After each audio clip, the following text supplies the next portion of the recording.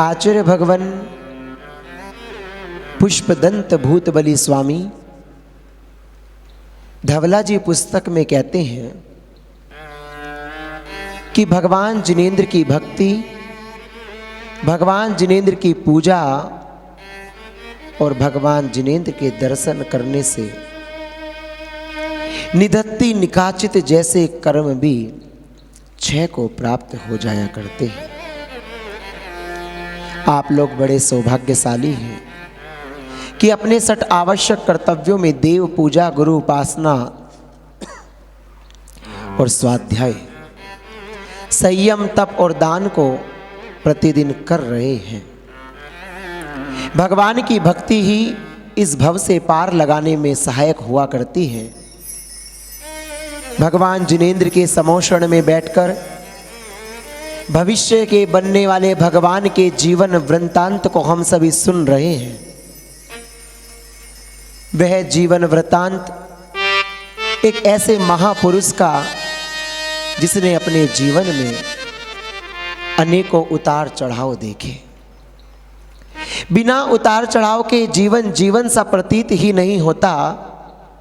जिस प्रकार कहा जाता है कि यदि दिन है तो रात्रि का आनंद नहीं ले सकते, और यदि रात्रि है तो सूर्य का आनंद नहीं ले सकते। यदि दुख है तो पुण्य की अनुभूति नहीं हो सकती, सुख की अनुभूति नहीं हो सकती, और यदि सुख है तो दुख की अनुभूति नहीं हो सकती। इसी प्रकार इस जीवन में यदि उतार चढ़ाव ना आए तो ये जीवन भी जीवन सा ना लगे। यदि इस जीवन में थोड़े बहुत दुख ना आए तो शायद व्यक्ति भगवान को ही भूल जाए। यदि इस जीवन में जरा सी पीड़ा कष्ट ना आ पाए तो शायद व्यक्ति इतना अहंकार में डूब जाए कि उसे भगवान की भी आवश्यकता ना पड़े।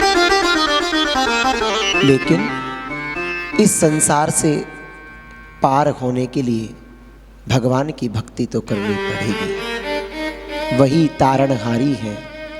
इस संसार में सार नहीं है। यदि इस संसार में सार होता तो तीर्थंकर क्यों त्यागते? क्या कमी थी उन तीर्थंकरों के पास? क्या कमी थी उस भरत चक्रवर्ती, उन शांति कुंतु अरेनाथ भगवान के पास जो 6 खंड के अधिपति हुआ करते थे? जो संसार विषय सुख होता तीर्थंकर क्यों त्यागे? जब उन तीर्थंकरों ने भी संसार के सुख को सुख ना माना तो हम जिसका वृत्तांत सुन रहे हैं, भला वह अपने जीवन में अपनी माँ को खोकर, अपने दादा, अपने पिता, अपनी बुआ को खोकर सुख कैसे माने? अब उस ब्रह्मचारी नेमी चंद के मन में बात बैठ गई कि मुझे इस संसार में नहीं रहना है। इस बात को मन में बिठाकर के कुंथलगिरी में आचार्य शांति सागर के चरणों में पहुंच गए हैं बड़ी आस के साथ कि गुरुवर मेरा संसार में कोई नहीं है, अब तो मेरी अंतिम आस केवल आप हैं। अब तो मेरे जीवन का कल्याण यदि कोई करेगा तो वो आप करोगे गुरुवर। लेकिन गुरुवर सुनने को तैयार नहीं। वह पंडित नेमी चंद, वह ब्रह्मचारी नेमी चंद आचार्य भगवान शांति सागर महाराज से कहते हैं, गुरुवर यदि आप दीक्षा ना दोगे तो कौन देगा? मैंने तो पढ़ा है आचार्य जिन शासनोन्नति करा। आचार्य हमेशा जिन शासन की उन्नति करते हैं, और आप मुझे दीक्षा देने से मना कर रहे हो? नहीं, ऐसा नहीं है। मेरा त्याग है, मैं इसलिए मना कर रहा हूं। लेकिन मैं तुम्हें मार्ग बता रहा हूं। तुम एक काम करो, तुमने जिन ब्रह्मचारी महेंद्र कुमार के दर्शन किए थे आचार्य सुधर्म सागर जी के संग में,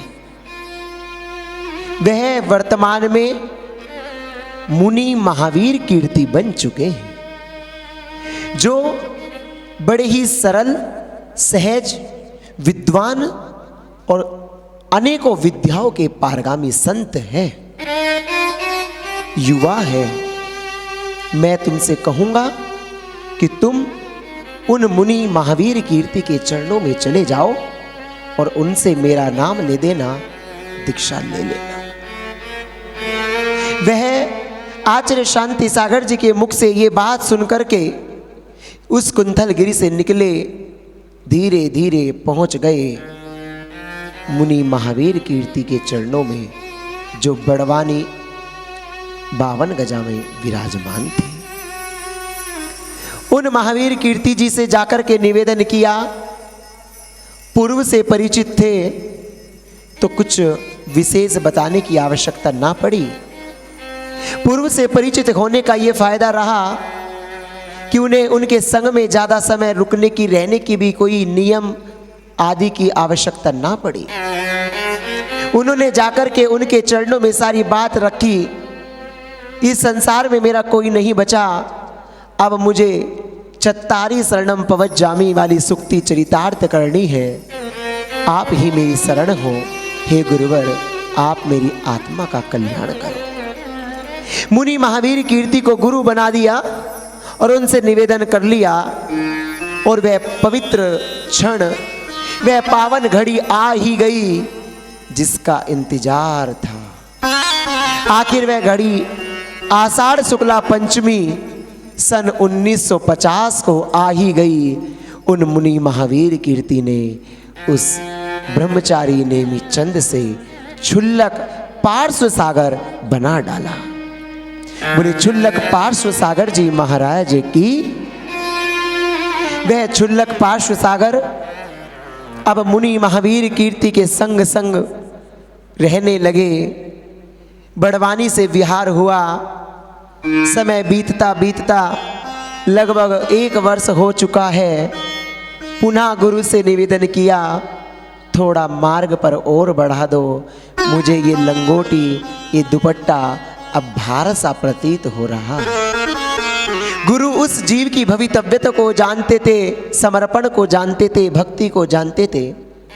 योग्य समय देखकर इंदौर में शीतकालीन वाचना के लिए आए और क्षुल्लक पार्श्व सागर से उन्हें एलक सुधर्म सागर बना दिया। जिन सुधर्म सागर के पास स्वयं वे ब्रह्मचारी महेंद्र कुमार, जो वर्तमान में मुनि महावीर कीर्ति के नाम से प्रसिद्ध हैं, उन्हीं का नाम उन विमल सागर जी को दे दिया। अब वो एलक सुधर्म सागर जी बन चुके हैं। पूरे एलक सुधर्म सागर जी महाराज की। अब वह एलक सुधर्म सागर जी अपने गुरु के साथ साथ अध्ययन करते, अपनी चर्या में निष्णात, अपने नियमों को दृढ़ता से पालन करते। बने एलक जरूर थे, लेकिन लघु मुनि कहलाते जरूर थे, लेकिन चर्या मुनि की भांति पालने वाले थे। मन मान नहीं रहा। गुरु से बार बार निवेदन चल रहा है, हे गुरुदेव, अभी भी ये लंगोटी भार सी प्रतीत हो रही है, शीघ्र करके इसको भी उतरवा दीजिए। गुरु देखते हैं, परखते हैं, धीरे धीरे हर कार्य को करते हैं। 1 वर्ष निवेदन करते करते बीत गया। आखिरकार सन 1950 में क्षुल्लक दीक्षा हुई और 1952 में वह घड़ी, वह क्षण, सिद्ध क्षेत्र सोनागिर, जहां पर उस बालक नेमी चंद का प्रथम मुंडन संस्कार संपन्न हुआ था। किस जीव को पता था कि यह बालक जो आज यहां मुंडन करा रहा है, भविष्य में आकर के केस लोच भी इसी भूमि पर करेगा। और वह सोनागिर की भूमि, जिसे सिद्धों की भूमि कहा जाता है, वहां भविष्य के सिद्ध बनने की भावना से 1952 में प्रथम पट्टाचार्य आचार्य वीर सागर जी महाराज सहित 40 पिच्छीधारी साधुओं के सानिध्य में वह मूसलाधार बरसात और मुनि महावीर कीर्ति ने एलक सुधर्म सागर को बना डाला। मुनि विमल सागर जी महाराज। बोले मुनि श्री विमल सागर जी महामुनिराज की। बंधुओं, वो सौभाग्य, वो क्षण कल्पना करो। जिन आचार्य वीर सागर ने उस युवा को आजीवन ब्रह्मचर्य व्रत प्रदान किया, वो क्षण याद करो जब मां कटोरी बाई गर्भ धारण किए हुए उस सोनागिर की यात्रा करने के भाव बना करके आई थी। ऐसा प्रतीत हो रहा होगा उस कटोरी मां बाई को कि भविष्य में मेरी संतान इसी क्षेत्र पर आकर के मुनि दीक्षा लेगी। तभी तो उसके मन में सोनागिर के दर्शन के भावना हुए। याद करो उस क्षण को जब वह दादा और वह पिता वह बुआ उस 1 वर्ष के बालक को मुंडन संस्कार के लिए लाए होंगे। याद करो उस क्षण को जब उस नसिया पे विराजमान भट्टारक जी ने कहा था कि ये बालक कोई साधारण बालक नहीं है, ये भविष्य में कुछ बड़ा काम करने वाला है। ये सारे नियति के नियोग, ये संयोग एक साथ ऐसे जुड़ कर के आए कि वह परिणामों की विमलता, परिणामों की विशुद्धता को देखते हुए गुरु ने भी नाम विमल सागर रख दिया। ऐसे विमल सागर महाराज जब उनकी दीक्षा हुई, तीव्र गर्मी थी लेकिन मूसलाधार बारिश थी और वह बरसात, वह ऊपर से मेघ कुमार देव भी ऐसे प्रतीत हो रहे थे मानो आज इस दिगंबरत्व का ही अभिषेक वे साक्षात अपने कर कमलों से कर रहे हैं। उस दिगंबर अवस्था का सम्मान, अभिवादन साक्षात मेघ कुमार वायु कुमार देव भी कर रहे हो। क्या अद्भुत दृश्य रहा होगा। 40-40 पिच्छेधारी साधु 1950 में एक सिद्ध क्षेत्र पर इकट्ठे और मुनि विमल सागर बड़े आनंदित थे। बड़ा हर्ष, बड़ी खुशी उनके चेहरे पर दिख रही थी, क्योंकि अब उनके जीवन का सारा दुख समाप्त हो चुका है। अब उनको किसी मां, किसी पिता, किसी दादा के प्रति मोह नहीं बचा। अब उन्होंने संसार के समस्त नाता संबंधों को तोड़ करके उस भगवान के दरबार में बैठकर उन जिनेंद्र प्रभु से नाता जोड़ लिया। अब मां कटोरी बाई की याद नहीं आ रही है। अब मां कटोरी बाई उनकी मां नहीं है, अब तो जिनवानी मां को उन्होंने अपनी मां बना लिया है। अपने गुरु महावीर कीर्ति को अपना पिता बना लिया, अपना मित्र बना लिया है। उस मोक्ष मार्ग को, उस मुक्ति वधु को अपनी मुक्ति वधु बना लिया है। अब वह बड़े उत्साह से अपने गुरु के साथ वह 28 मूल गुलों का पालन करने लगे। ज्यादा समय ना हुआ, दीक्षा होने के पश्चात पुनः उनके ऊपर एक दुख का पहाड़ टूट पड़ा। एक ही वर्ष हुआ, अब गुरु बोले तुम्हें संग छोड़ करके जाना होगा। जिस गुरु के पास अभी मात्र 3 ही वर्ष हुए हैं, 3 वर्ष में क्षुल्लक भी बन गए, एलक भी बन गए, मुनि भी बन गए। अब वे गुरु बोलते हैं जाओ प्रभाव ना करो। लेकिन वह मुनि विमल सागर जी गुरु से कह रहे हैं गुरुदेव ऐसा अन्याय मत करो, मैं आपके पास रहने आया हूं, मैंने आपके ऊपर अपने इस जीवन को न्योछावर किया है, मुझे अपने चरणों से अलग मत करो। लेकिन गुरु दूरदर्शी होते हैं। गुरु कभी शिष्य का अहित नहीं सोचते, गुरु कभी अपने शिष्य की बुरी बात नहीं सोचते, गुरु कभी अपने शिष्य को दुखी होने भी नहीं देते। शिष्य को जरूर बुरा लगा कि गुरु ने मुझे अलग करने को कह दिया, लेकिन गुरु ने कुछ सोच समझ करके निर्णय लिया। बोले तुम योग्य हो, तुम्हारे अंदर वे सारे गुण हैं जो कि योग्य साधु के अंदर होने चाहिए, इसलिए मैं तुम्हें आज्ञा देता हूं, तुम जाओ और पृथक चातुर्मास करो।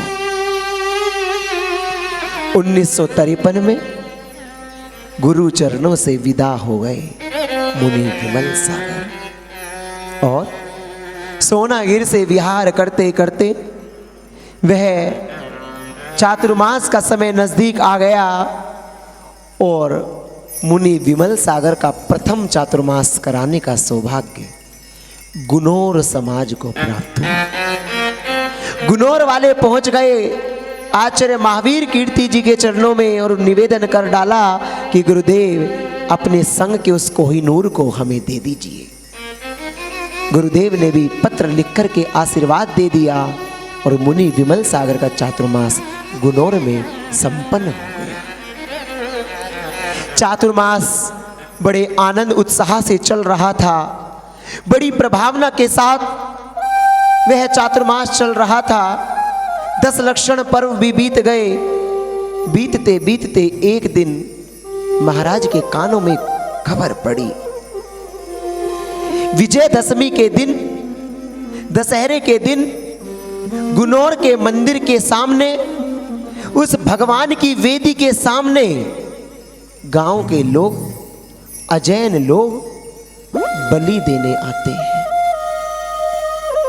जैसे ही मुनि विमल सागर जी को यह बात पता चली कि यहां की प्रथा है प्रतिवर्ष भगवान की वेदी के सामने ही यहां पर बलि दी जाती है, मुनि विमल सागर की बात सुनकर के हृदय कांप गया।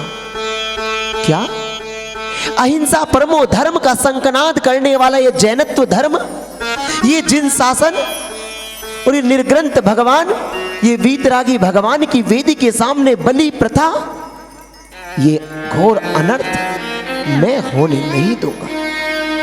मुझे कुछ भी करना पड़े लेकिन मैं ये अनर्थ होने ना दूंगा।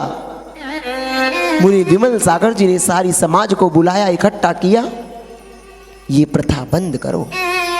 महाराज आप इस लफड़े में मत पड़ो, ये तो कई वर्षों से चलती आ रही है, इसे कोई बंद नहीं कर पाया और ना कर पाएगा। नहीं, ये तो बंद होगी। मुनि विमल सागर जी अड़ गए कि अपने गांव के सरपंच को बुलाओ, मैं अभी बात करूंगा। सारी समाज महाराज को तो हां भर जाए लेकिन सरपंच को बुलाने की हिम्मत ना कर पाए। महाराज को कहते कहते 1 दिन 2 दिन 3 दिन बीत गए, किसी ने सरपंच को ना बुलाया। विजयदशमी नजदीक थी, महाराज जी ने कह दिया कि ये तो प्रथा बंद होगी। अब महाराज जी की कोई सुनने को तैयार नहीं, उन्होंने उपवास ले लिया। 1 दिन उपवास करा, कोई नहीं आया। दूसरे दिन उपवास करा, कोई नहीं आया। तीसरे दिन उपवास करा, कोई नहीं आया। गांव में खबर फैल गई कि महाराज 3 दिन से भूखे प्यासे अनशन पे बैठ चुके हैं। जब तक इस बलि प्रथा को बंद नहीं करोगे तब तक के लिए मेरा आजीवन अन्न और जल का त्याग रहेगा। समाज वाले मजबूर हो गए, सरपंच तक खबर पहुंची। 5 दिन बीत गए उपवास चलते चलते। 5वें दिन सरपंच आया।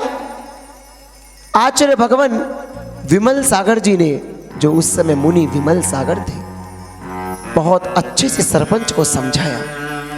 उसे जैन शासन के भी उदाहरण दिए, उसे हिंदुत्व के भी उदाहरण दिए, उसे अन्य धर्मों के भी उदाहरण दिए। खूब समझाया पर वो सरपंच मानने को तैयार नहीं हुआ। सरपंच बोला, आप तो भोजन कीजिए, मैं विचार करता हूं। मुनिश्री बोले, तुम जिस धर्म को मानते हो उस धर्म में बलि का अर्थ बकरी, बकरा या पाड़ा नहीं है। उस धर्म में बलि का अर्थ अगर लिखा है तो नैवेद्य लिखा है। भगवान को कभी पशु की हत्या पसंद नहीं है। भगवान के चरणों में तो बलि करते नैवेद्य को समर्पित करना। तुम समझ क्यों नहीं रहे हो? नहीं माने। महाराज ने उन्हीं के ग्रंथों से, उन्हीं के पुराणों से एक श्लोक सुना दिया, समझाया। वृक्षान चित्वा पशुन हत्वा कृत्या रुधिरो कर्द नाम यदि ईवाम गम्यते स्वर्गम नरकाम केन गम्यते। हे सरपंच सुनो, यदि वृक्ष काटने या जानवर को मारकर रक्त बहाने से कोई धर्मात्मा स्वर्ग जाता होता तो भला फिर वह नरक किस रास्ते से जाएगा। इसलिए तुम समझो, कभी भी वृक्षों को काटने से, बलि को देने से कोई जीव स्वर्ग नहीं जाता, वो तो नरक ही जाता है। वह सरपंच मुनि महाराज की पीड़ा को समझ गया और कहते हैं कि शब्दों में छुपी वेदना उस अहिंसा का आह्वान और सरपंच के भीतर तक अदृश्य उजाला कर गया और बोला, आप भोजन कीजिए, मैं सबको लेकर के आता हूँ, निर्णय करता हूँ। आचार्य महाराज बोले, नहीं, भोजन तभी होगा जब निर्णय होगा। आखिरकार उस सरपंच ने संपूर्ण ग्राम के लोगों को बुलाया, फैसला सुना दिया, आज से इस मंदिर में बलि प्रथा के नाम पर किसी भी जीव की हत्या नहीं होगी। मुनि विमल सागर के चातुर्मास करने की वो योजना सफल हो गई। अनेकों जीवों की हत्या बच गई। पहले ही चातुर्मास में ऐसी अभूतपूर्व प्रभावना की, तब जाकर के उन्हें समझ में आया कि गुरु की दूरदृष्टि क्या होती है। गुरु ने उन जीवों की रक्षा करने की दृष्टि से अपने शिष्य को अपने संग से अलग किया। ये थी गुरु की दूरदृष्टि। मुनि विमल सागर जी ने महती प्रभावना के साथ चातुर्मास का निष्ठापन किया और बढ़ते चले गए सम्मेद शिखर की ओर। उनका बचपन से ही सिद्ध क्षेत्र के प्रति लगाव था, क्योंकि गर्भ के संस्कार जब जिस जीव को पड़ जाया करते हैं, वो संस्कार अंतिम संस्कार तक जाया करते हैं। जिसकी मां ने गर्भ में ही सोनागिर जैसी सिद्ध क्षेत्र की वंदना कराई हो, तो ऐसे जीव क्या सिद्धों की आराधना, सिद्धों की क्षेत्र को भूल सकते हैं? नहीं। गृहस्थ अवस्था में जब सम्मेद शिखर की वंदना की, तब से ही उस सिद्ध क्षेत्र के प्रति लगाव हो गया और गुनोर चातुर्मास के पश्चात शिखर जी की ओर बढ़ते चले गए। अनेकों गांव शहरों को पार करते करते श्रावकों के कर्ण कुंड में अमृत धारा बरसाते बरसाते, जैन धर्म का शंखनाद करते करते वह सम्मेद शिखर से पहले ईसरी में पहुंच जाते हैं। जैसे ही ईसरी पहुंचे, वहां आचार्य भगवान धर्म सागर जी महाराज का संघ पूर्व से ही विराजमान था। आचार्य भगवान धर्म सागर जी आचार्य श्री शांति सागर जी की परंपरा के ही पट्टाचार्य हैं। आचार्य भगवान धर्म सागर जी के शिष्य आचार्य ज्ञान सागर जी हुए और आचार्य ज्ञान सागर जी के शिष्य आचार्य विद्या सागर जी हुए। आचार्य धर्म सागर जी पूरे संघ के साथ ईसरी में विराजमान थे। चातुर्मास का समय बहुत अल्प बचा था। मूसलाधार बरसात प्रारंभ हो गई। अब वह बरसात रुकने का नाम ना ले रही। मन में भाव थे कि सम्मेद शिखर चातुर्मास करे, लेकिन भाग्य में तो ईसरी लिखा था। आचार्य धर्म सागर जी के साथ साथ उनका भी वर्षा योग वहीं पर स्थापित हो गया और उस वर्षा योग में उनके पास संघ में प्रथम बार ब्रह्मचारी के रूप में एक भैया आए और जिन्हें उस ईसरी चातुर्मास के बाद सम्मेद शिखर में क्षुल्लक जिन सागर के नाम से पहचाना गया। अर्थात मुनि विमल सागर ने अपने कर कमलों से प्रथम दीक्षा भी उस सिद्ध क्षेत्र सम्मेद शिखर पर संपन्न की। समय बीतता गया। बीतते बीतते वहाँ पर उन्होंने वंदना की, कुछ दिन निवास किया, प्रवास किया फिर वहां से विहार कर गए इंदौर की ओर। उनके इस जीवन काल में ये 4-5 नाम आप बार बार सुनोगे, सोनागिर, शिखरजी, बड़वानी, इंदौर। उस सम्मेद शिखर से पुनः विहार हुआ तो इंदौर की ओर बढ़ते चले जा रहे थे। इंदौर में चातुर्मास की घोषणा हो गई, चातुर्मास बैठ गया। उस चातुर्मास के दौरान इंदौर के सेठ धन्ना लाल जी की पुत्री महाराज के पास आई, आकर के बोली, मुझे प्याज का त्याग करना है, मैं प्याज नहीं खाना चाहती हूं। महाराज बोले, पुत्री प्याज तो ठीक है, आलू का भी त्याग कर दो। नहीं गुरुदेव, अभी आलू का त्याग नहीं करूंगी, बाद में कभी कर दूंगी, अभी नहीं, अभी तो सिर्फ प्याज का त्याग करूंगी। पता है वो सेठ धन्ना लाल की पुत्री जो प्याज का त्याग करने आई थी, कौन बनी वो जानते हो? वो उस विमल सागर के संग की शान आरिका, गणिनी आरिका, स्याद्वाद मती माता जी बनी। क्योंकि उन गुरुदेव ने उस पुत्री की भवितव्यता को पहचान लिया था। वे उन्होंने तभी उसको कहा था कि तू आलू का त्याग कर दे। उसने कहा था मैं बाद में करूंगी। आचार्य महाराज ने आशीर्वाद दिया कि ठीक है, और वही पुत्री उनके संग में आकर के गणिनी आरिका स्याद्वाद मती माता जी बनी। इंदौर में बड़ा ऐतिहासिक चातुर्मास हुआ। अब चातुर्मास संपन्न हुआ, विहार का समय आ गया। इंदौर के लोग उस चातुर्मास को भुला ना पाए। इंदौर से जैसे ही गुरुदेव का विहार होने लगा, इंदौर से दूर होते गए, लेकिन लोगों के हृदय में वो जो चातुर्मास की अमिट छाप थी, वो ऐसी छाप छोड़ करके गए कि वो भूल ना पाए। गुरुदेव वहां से विहार करते करते, मांगी तुंगी के दर्शन करते करते गोमटेश, बाहुबली, श्रवण बेलगोला पहुंच गए, और वहां से पुनः वंदना प्रारंभ करते करते गोमटगिरी कोल्हापुर में आ गए। अब वह कर्नाटक महाराष्ट्र की ओर उस गोमटगिरी सिद्ध क्षेत्र, तीर्थ क्षेत्र पर विराजमान है। उस गोमटगिरी में, कोल्हापुर में उनको प्रतिदिन एक महिला आहार देने आती। वह महिला आहार देती, चुपचाप चली जाती। उस महिला को कन्नड़ भाषा, मराठी भाषा बड़े अच्छे से आती थी, लेकिन आचार्य महाराज को उस समय कन्नड़ भाषा नहीं आती थी। जब वो महिला आहार देने आती थी तो आचार्य महाराज को उसकी भाषा सुनकर के बड़ा अच्छा लगता था। वे चाहते थे कि इससे मैं कुछ सीख लूं। उस महिला को आहार देने में भी एक महारत हासिल थी। बड़े अच्छे से वो महाराज का आहार कराया करती थी। लेकिन